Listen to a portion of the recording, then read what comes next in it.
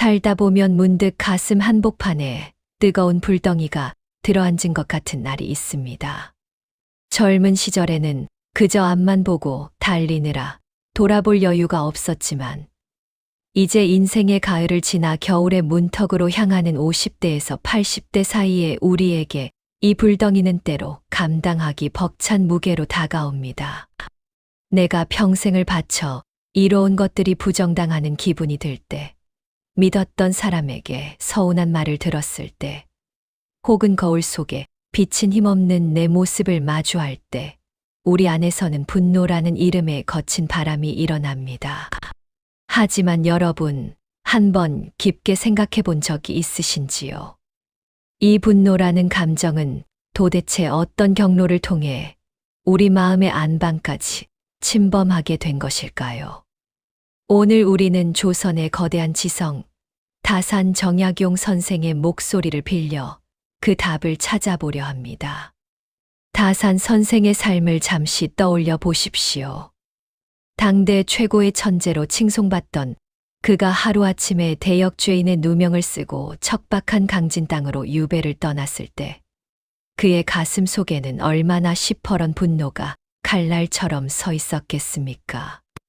패족이 되어버린 가문과 뿔뿔이 흩어진 가족들, 그리고 자신을 모함한 정적들을 생각하면 밤잠을 이루지 못하는 날들이 이어졌을 것입니다. 그에게 유배지는 단순히 지리적인 고립이 아니라 매 순간 분노라는 괴물과 싸워야 하는 치열한 전쟁터였습니다. 그러나 다산은 그 분노에 잡아먹히는 대신 오히려 분노가 흐르는 길목을 지켜섰기로 했습니다. 왜 화가 나는가라고 세상에 묻는 대신 내 안에 어떤 경로를 통해 화가 움직이는가를 치밀하게 관찰하기 시작한 것입니다. 그는 붓을 들어 그 마음의 길을 기록했고 마침내 그 길의 끝에서 분노를 다스리는 진정한 평온의 지도를 찾아냈습니다. 이 시간은 단순히 화를 참는 법을 배우는 시간이 아닙니다. 내 마음이라는 정원에 원치 않는 잡초가 왜 자라나는지, 그 독한 뿌리가 어디에 닿아 있는지, 다산의 철학을 통해 조용히 들여다보는 명상의 시간입니다. 나이가 들수록 품격 있는 노년을 만드는 것은 화려한 겉모습이 아니라 거친 감정의 파도를 잠재울 줄 아는 고요한 내면의 힘입니다. 지금부터 전해드리는 다산의 가르침이 여러분의 가슴 속 응어리를 녹여내는 따뜻한 찬물 한 잔이 되기를 바랍니다. 이제 편안하게 등을 기대고 앉아 보십시오. 깊은 호흡과 함께 200년 전 다산이 건네는 지혜의 길로 함께 걸어가 보시죠. 우리 마음속 분노의 경로를 하나씩 짚어보며 잃어버렸던 나 자신의 평화를 되찾는 여정을 지금 시작합니다. 인생의 후반전에서 우리를 가장 아프게 하는 분노는 어디에서 시작될까요? 역설적이게도 그 불길은 가장 가까운 곳, 가장 사랑하는 사람들에게서 피어오릅니다. 평생을 뒷바라지한 자식이 내 마음 같지 않은 길을 갈 때, 수십 년을 한 입을 덮고 산 배우자가 여전히 내 진심을 몰라줄 때, 우리 가슴 속엔 서운함을 넘어선 뜨거운 분노가 치밀어 오릅니다. 내가 어떻게 키웠는데, 우리가 보낸 세월이 얼마인데 라는 말들이 목구멍까지 차오르지요. 다산 정약용 선생은 이 지점에서 우리에게 묻습니다. 그 분노가 진정 상대방의 잘못 때문입니까? 아니면 당신이 그어놓은 기대라는 보이지 않는 선 때문입니까? 이것이 바로 분노가 태어나는 첫 번째 길목, 나의 옳음에 대한 집착입니다. 다산 선생은 유배지 강진에서 수많은 제자를 가르치며 사람의 마음을 방에 비유하곤 했습니다. 마음의 방에 들어오는 문턱이 지나치게 높으면 아무도 그 방에 들어올 수 없고 결국 주인은 스스로 고립되어 괴로워진다는 것입니다. 우리가 50년, 60년을 살아오며 쌓아온 경험은 소중한 자산이지만 때로는 그것이 타인을 심판하는 엄격한 잣대가 되기도 합니다. 어른인 내가 맞고 젊은 내가 틀리다거나 내 방식이 정답이다라는 확신이 강해질수록 그 잣대에서 벗어나는 타인의 행동은 모두 분노의 불씨가 됩니다. 다사는 억울한 귀양살이 중에도 자신을 모함한 정적들을 향한 분노를 이 잣대의 관점에서 바라보았습니다. 그들이 악해서가 아니라 그들 또한 그들만의 좁은 잣대에 갇힌 불쌍한 존재임을 깨달은 것입니다. 이제 우리는 이 분노의 경로를 바꾸는 용기를 내야 합니다. 화가 치밀어 오르는 그 찰나의 순간, 시선을 밖이 아닌 안으로 돌려보십시오. 상대를 바꾸려 애쓰는 것은 흐르는 강물을 손으로 막으려는 것과 같습니다. 대신 내 마음의 문턱을 조금만 낮추어 보십시오. 그럴 수도 있겠구나. 저 사람에게는 저 사람만의 사정이 있겠지라고 생각의 경로를 틀어버리는 것입니다. 다사는 이를 서쇼의 공부라 불렀습니다.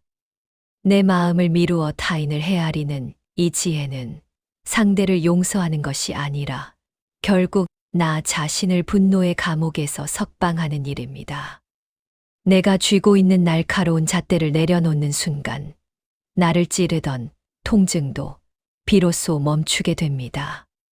작은 종지에 담긴 물은 먹물 한 방울에도 검게 물들지만 깊고 넓은 호수는 어떤 오물이 들어와도 스스로 정화하여 푸른 빛을 유지합니다.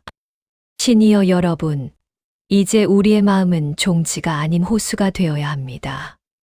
나이가 든다는 것은 내 주장을 관철하는 힘이 세지는 것이 아니라 타인의 미숙함을 넉넉히 품어줄 수 있는 품이 넓어지는 과정이어야 합니다. 오늘 누군가 당신의 마음을 흔들었습니까?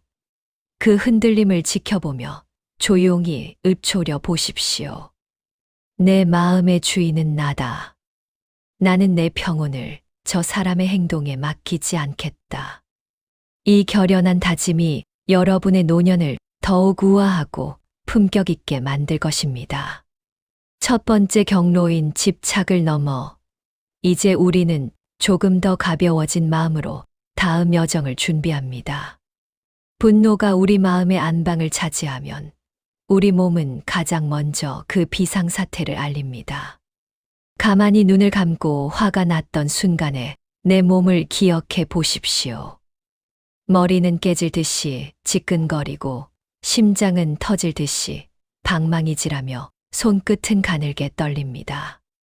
다산 정약용 선생은 마음과 몸이 결코 분리될 수 없는 하나임을 누구보다 깊이 이해한 분이었습니다.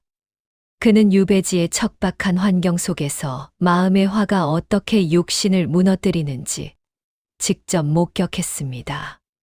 분노는 단순히 기분의 문제가 아닙니다.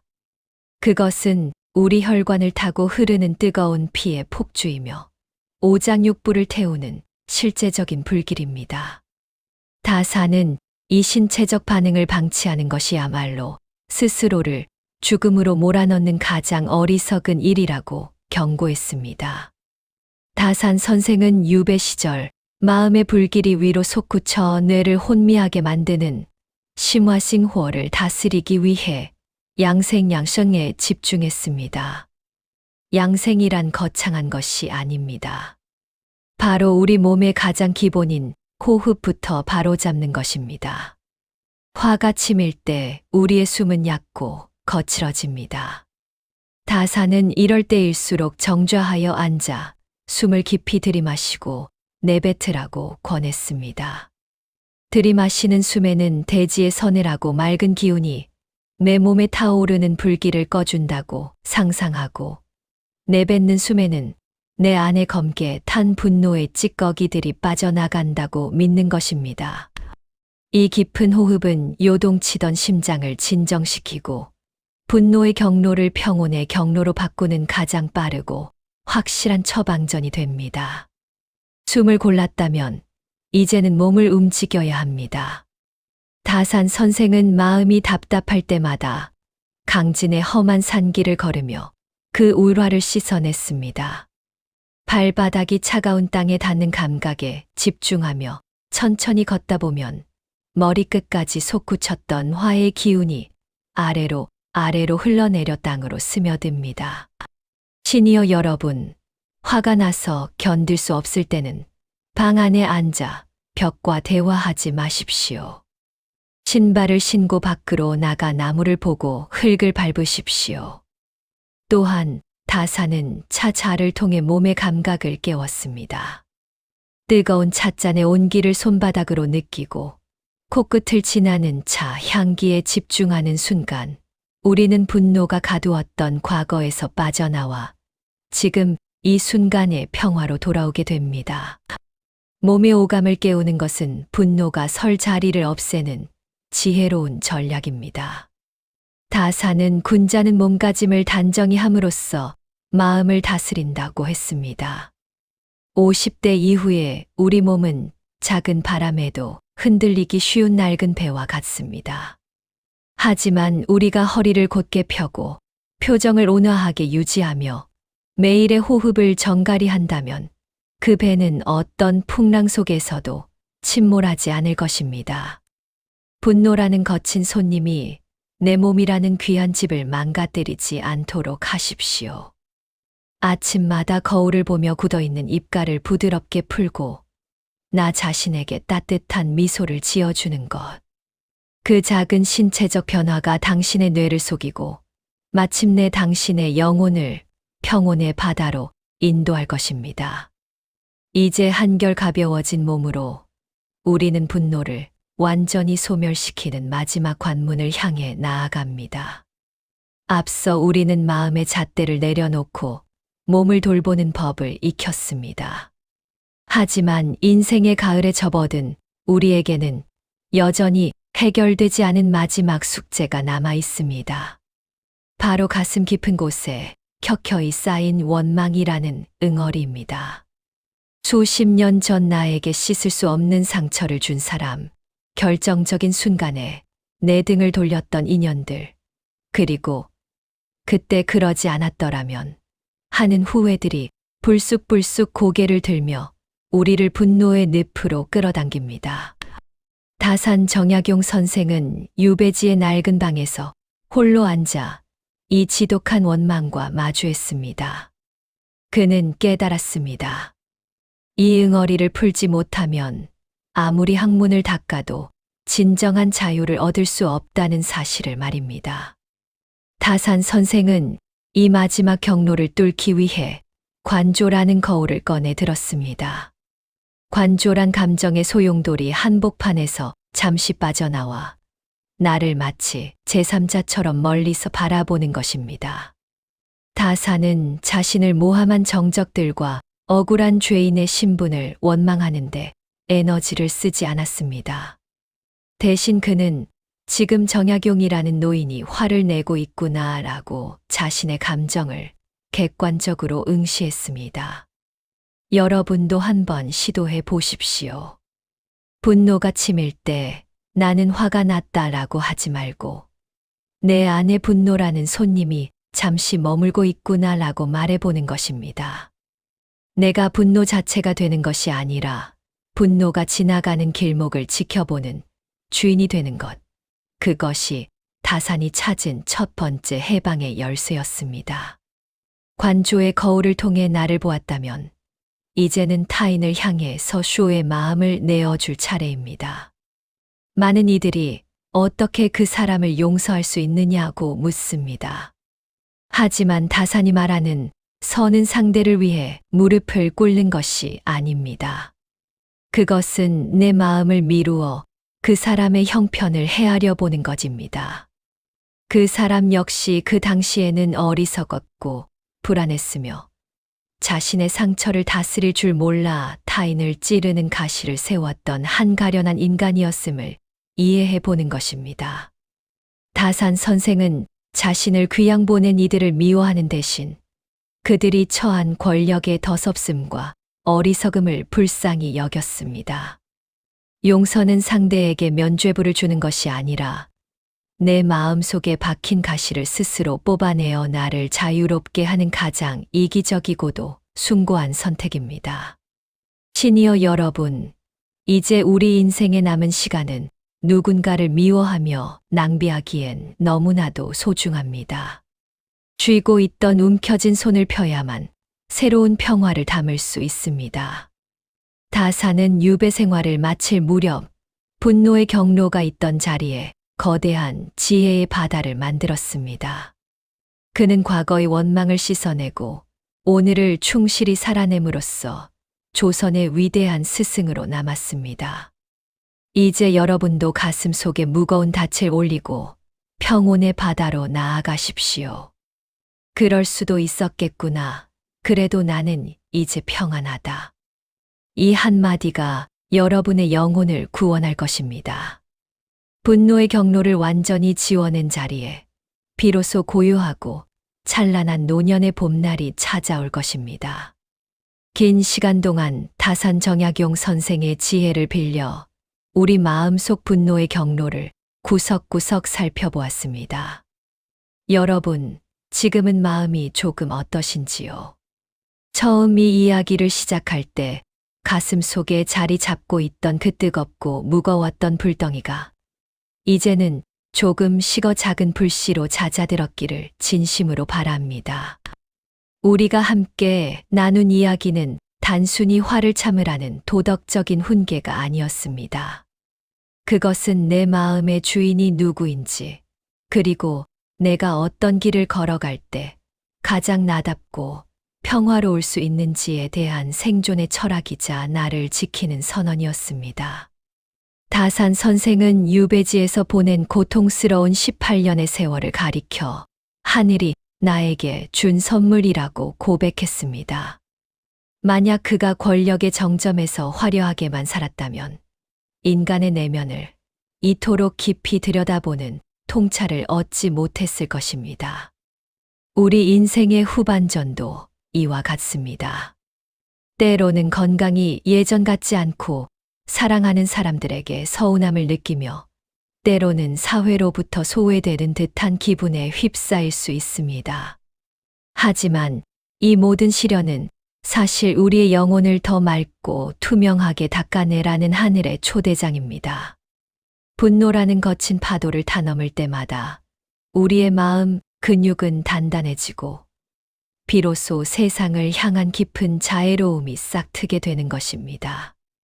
5080시니어 세대 여러분, 여러분은 이미 충분히 고생하셨고 충분히 잘 살아오셨습니다. 이제는 더 이상 타인의 시선이나 세상의 기준에 나를 맞추며 스스로를 괴롭히지 마십시오.